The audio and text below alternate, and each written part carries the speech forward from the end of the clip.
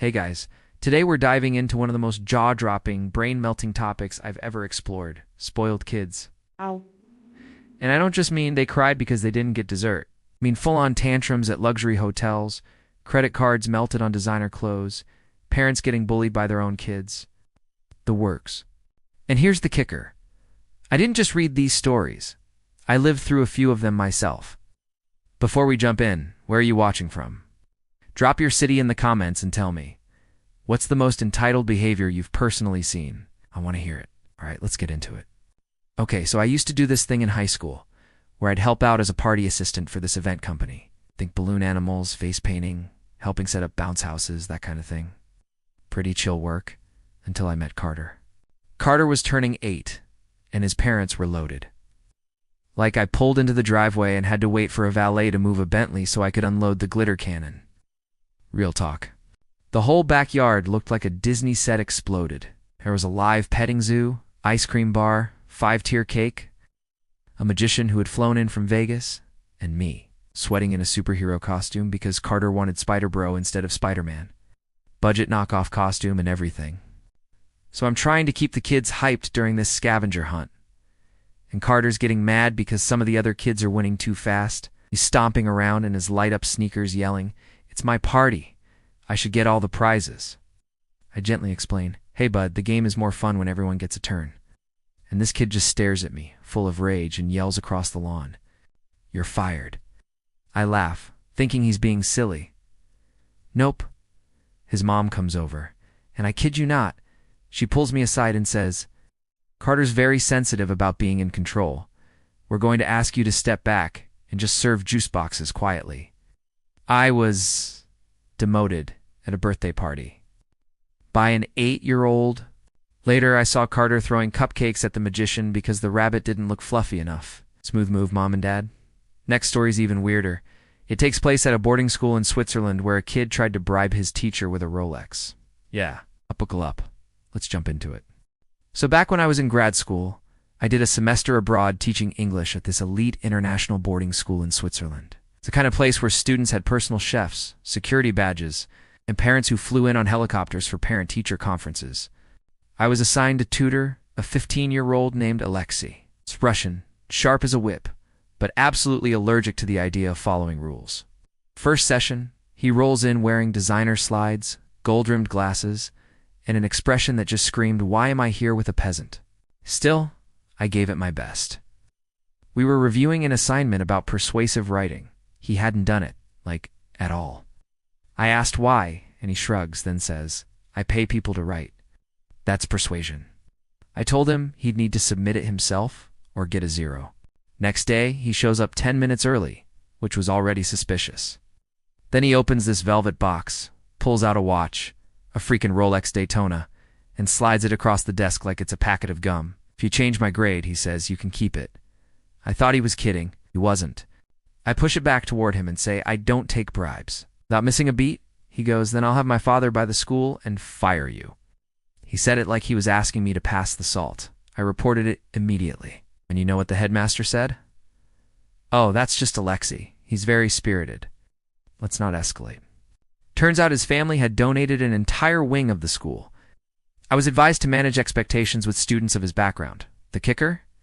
A week later, I saw him give that same Rolex to another student, in exchange for letting him copy homework for the rest of the semester. Some kids trade candy. Alexei traded Swiss luxury watches. Different worlds. And speaking of schools, this next one's from my hometown, where I worked as a substitute teacher. Let's just say, private school drama hits different when your student shows up with a lawyer. You'll see what I mean. So this one happened a couple years ago, when I was working as a substitute teacher back in my hometown. I'd just graduated college and was doing temp gigs while job hunting. Let me tell you, nothing prepared me for teaching at Wendell Prep. Wendell was one of those elite private schools where every kid had an iPad, a monogrammed backpack, and a full schedule of Mandarin lessons, violin practice, and equestrian training. Just regular kid stuff. I was subbing for a 6th grade English class. The assignment was a simple essay. Write about something you worked hard to achieve. Most kids turned in cute stuff, learning to ride a bike, winning a soccer game, whatever. But then I get Taylor's paper. Her essay was about convincing her parents to let her fly first class to Paris alone at age 11. She described how she strategically withheld affection and threatened to speak only to the nanny until they gave in. I had no idea what to do with that. But it gets better. I handed back the essays with light comments, most of them just encouraging feedback. But for Taylor, I gently suggested she could try a different topic next time, maybe something that involved actual effort. Next morning, I walk into class and the principal is waiting for me. Apparently, Taylor told her mom I shamed her journey. Her mom then contacted a lawyer, and I was told very politely that I'd be excused from further assignments at Wendell. The kicker, where Taylor handed me a tissue on the way out and whispered, "Don't feel bad. Mommy says you're probably just jealous." I swear I almost left teaching right then and there. Okay, so that one was infuriating. But let's shift gears. The next story takes us to a family vacation gone sideways, where the youngest cousin stole a golf cart, crashed it into a wedding, and still got ice cream. You know what's coming? Let's roll into it. This one is burned into my memory, partly because it was supposed to be a chill vacation, and partly because no one believed me when I told them afterward. So a few summers ago, my extended family rented a big vacation house at this beach resort in South Carolina. There were like 20 of us. Cousins, aunts, uncles. Everyone packed into one giant rental with golf carts to get around the resort. My little cousin Max was 10 at the time, and Max was a handful. His parents had this free-spirit approach to parenting, which basically meant he did whatever he wanted while they drank wine on the porch, and occasionally yelled, "Max, honey, be careful." By day 2, Max had already gotten banned from the clubhouse for spraying whipped cream into the hot tub jets. Day 3, we're all getting ready for dinner, and notice the golf cart is gone. After a full-on Home Alone panic sequence, we realize Max took it. He had his stuffed dinosaur in the passenger seat and was yelling onward, "Brave traveler." Act like he was in some live-action Disney movie. Yes. About 15 minutes later, we get a call from resort security. Apparently, Max had driven the golf cart through the middle of a beachfront wedding ceremony. And I'm not talking off to the side, I mean through the arch, between the bride and groom and out the other side like it was part of a parade. He honked as he went.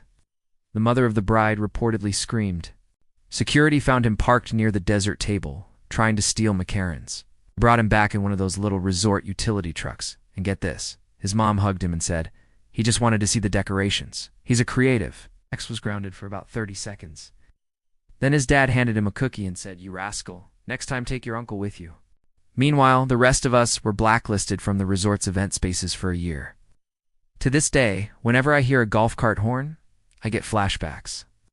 Alright, the next one takes a darker turn. This story is about a kid who wasn't just spoiled, but dangerously entitled. His classmates called him the Emperor. You'll see why. Let's get into it. So this one's from when I worked briefly as a hall monitor at a private middle school. I was mostly there for crowd control. Walk the halls. Make sure nobody was sneaking vapes into the bathroom. Break up any preteen drama. Ow.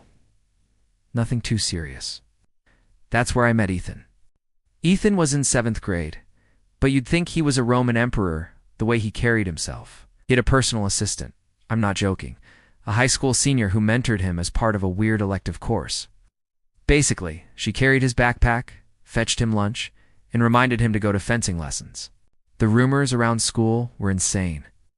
Supposedly, Ethan's family owned part of the company that ran the school's cafeteria services, and his parents had donated enough money to have their own reserved table in the dining hall. Every lunch, Ethan would sit at the center of this long table with his chosen court, usually 3 to 5 kids who were temporarily in his favor. One day you were royalty, the next, you were exiled to the regular tables like a commoner. I saw it myself. He literally told a kid, "Your jokes are stale, Marcus. You may sit elsewhere." Marcus actually got up and left, but the wildest part happened the day a cafeteria worker forgot to include a side of truffle aioli. Yes, truffle aioli, with Ethan's sandwich. Ethan stood up on the table, pointed dramatically, and declared, "This is an outrage. My lunch has been disrespected." The poor lunch lady tried to explain that they'd run out. Ethan cut her off mid-sentence and said, "Call your supervisor. Tell them Ethan summoned them." I reported it to the assistant principal, who basically just rolled her eyes and said he's theatrical. His parents are big donors. Just ignore it. The next week, I saw him hand a gold-embossed written apology demand to a classmate who accidentally knocked over his vitamin water. Signed it with a wax seal and everything. From a self-proclaimed emperor to a kid who made his nanny write apology emails on his behalf. Yeah, that's our next story. It's called Per My Nanny's Last Email, and it's as cringe as it sounds. Let's keep going. So this happened when I was freelancing as a personal assistant during college. I picked up all kinds of weird temp jobs walking dogs, organizing shoe closets, picking up dry cleaning for people who had 4 homes. But nothing. Nothing prepared me for Griffin. Griffin was 13. His family lived in this 3-story townhouse with a private elevator and a marble-floored foyer, the kind where your footsteps echo like you're inside a cathedral.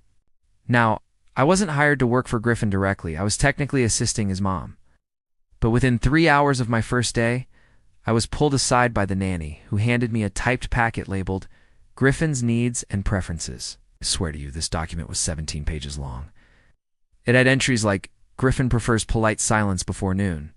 Griffin's laundry must be folded in thirds, not quarters. Griffin only consumes water that has been pre-cooled in the left side fridge, not the right. Never the right. I laughed. Thought it was a joke. It was not. My job quickly shifted from helping the mom to running Griffin's schedule. And let me tell you, this kid communicated entirely through his nanny. I'd be 5 feet away from him, and instead of saying, "Can you grab me a soda?" he'd whisper to his nanny, and she'd say, "Griffin would like a chilled orange San Pellegrino, but only if you didn't shake the box." And if I messed up, I got emails. Not from Griffin, from the nanny, who wrote in the third person like we were negotiating a celebrity contract. One day, I forgot to restock his favorite brand of paper towels, these weird imported ones from France. And I get an email that just says, per Griffin's preference, he would appreciate if his absorbent products were not substituted again. This was disappointing for him. I lost it. I sent a polite reply saying, maybe Griffin could tell me these things directly next time. The next day I was pulled from the assignment, reason poor compatibility with Griffin's communication style. He ghosted me harder than a Hollywood director after a bad audition. Up next, we're headed to the suburbs, where a neighborhood kid once refused to walk to his friend's house unless his mom chauffeured him in a Range Rover. Down the street it gets better. She did it. Every time. This one's from when I lived in a pretty quiet cul-de-sac outside of Atlanta. Think middle to, upper middle class, nice lawns, kids on scooters, neighbors who wave when they drive by, that kind of place. We had a neighborhood group chat, mostly for borrowing ladders and warning people about raccoons in trash cans. But one day someone posted something that had us all side-eyeing our phones. It was a photo of a black Range Rover idling in front of Jessica's house. Standing next to it was her 9-year-old son, Miles. Arms crossed, backpack on, glaring at the driveway like it had personally offended him. The caption just said, "Did this child just get driven 3 houses down the block?" The answer was yes. It wasn't a one-time thing. See, Jessica lived literally 3 doors down from her son's best friend, Caleb. They were in the same class, hung out every day. Nothing unusual, except Miles refused to walk. Not because of any disability or medical issue, he just didn't like walking. So every time he wanted to go over, Jessica would pull out of their driveway, drive maybe 120 feet, and pull into Caleb's driveway like she was dropping him off for a dental appointment. We all thought it was a weird phase. But then came the day of Caleb's birthday party. I was there. My niece was friends with Caleb's little sister, so I saw this with my own eyes. Miles arrives in the Range Rover, but he refuses to get out, just sits in the back seat with his arms folded. Jessica walks up to the front door and says, "He's not coming in until someone rolls out a welcome carpet." He's very sensitive about arrivals at a kid's party. Someone, I think Caleb's mom, jokingly laid down a pool towel like a runway. Miles stepped onto it like the Queen of England, strolled in, and complained that the Capri Suns were too bendy. Later, he got mad that the goodie bags didn't include gift cards. 2 weeks later, he had a tantrum during a different playdate, and Jessica showed up with a blanket to drape over his shoulders, so he could make a dignified exit. This kid lived in a 3-house radius bubble of absolute royalty.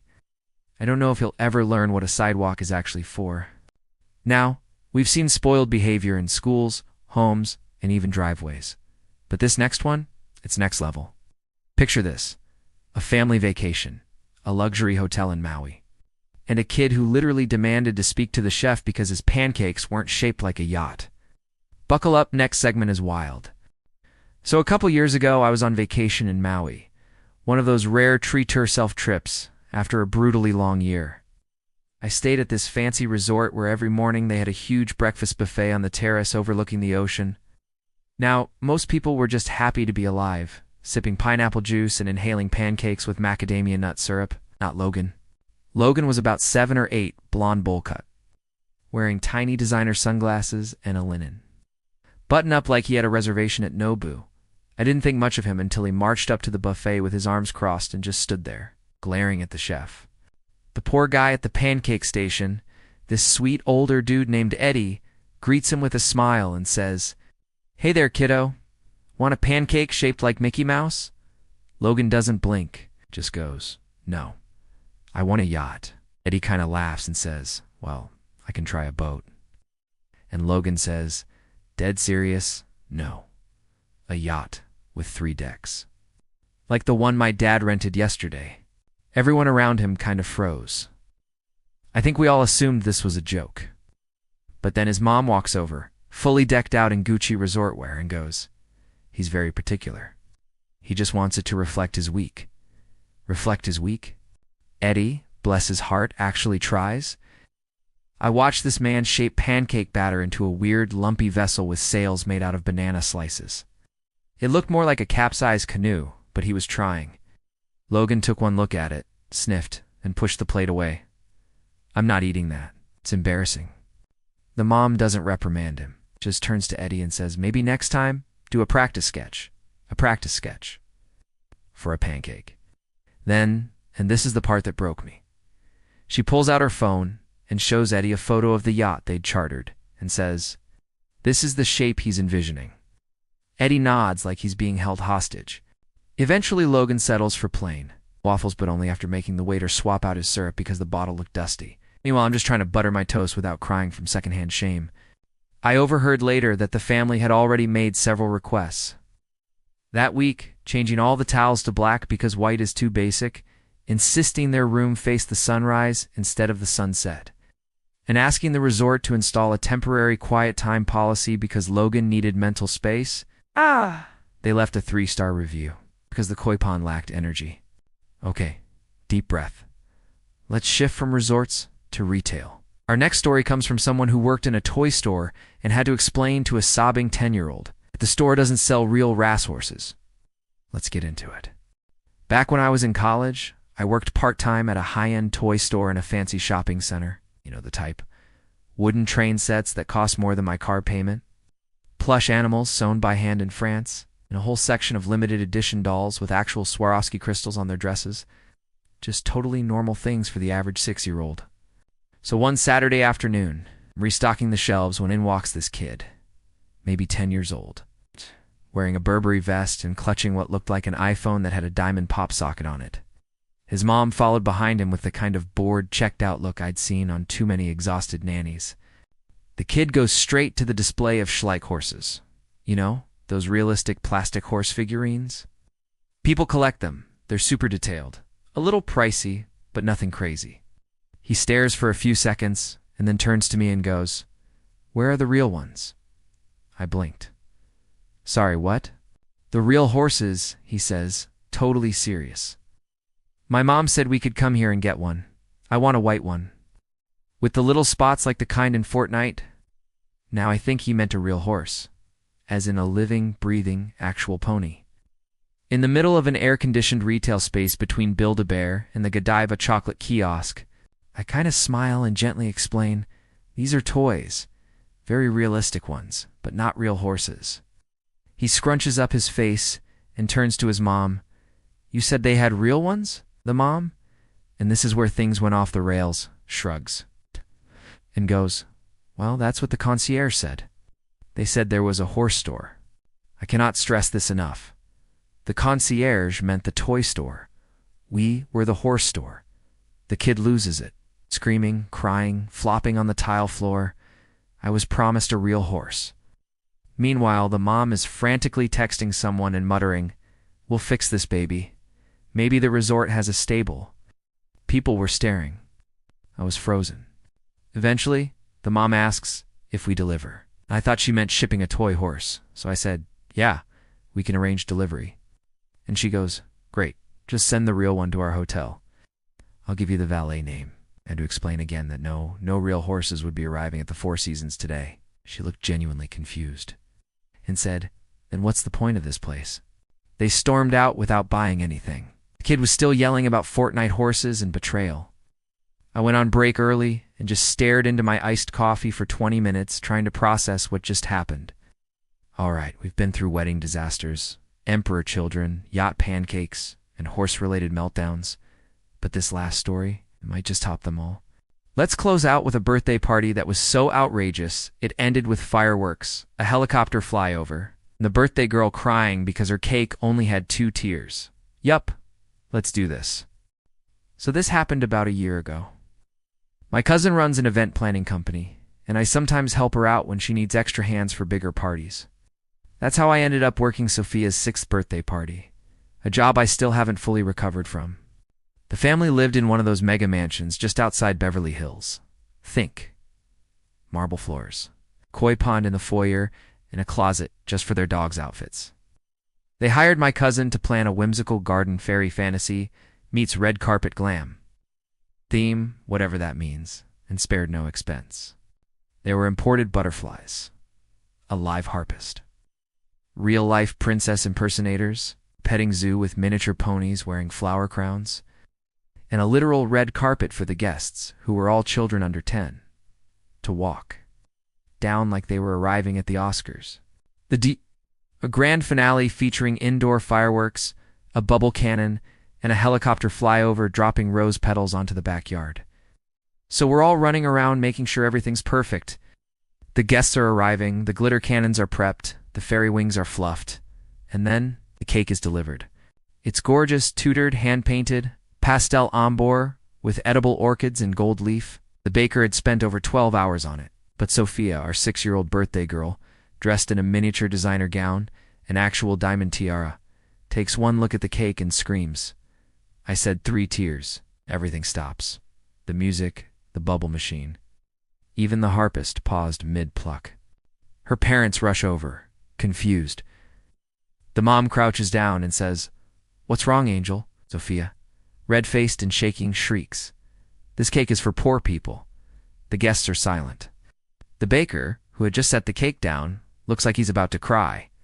My cousin starts whispering damage control into her headset like she's working a hostage negotiation.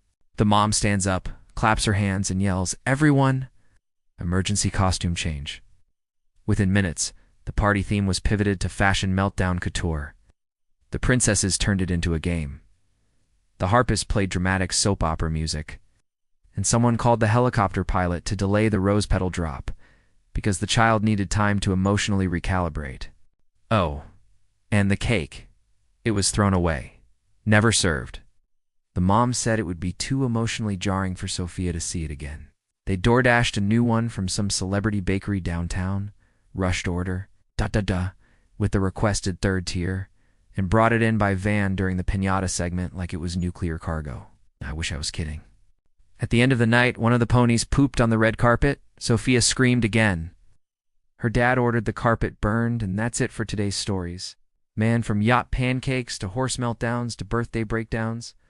It's honestly amazing what people will normalize when their kid throws enough tantrums.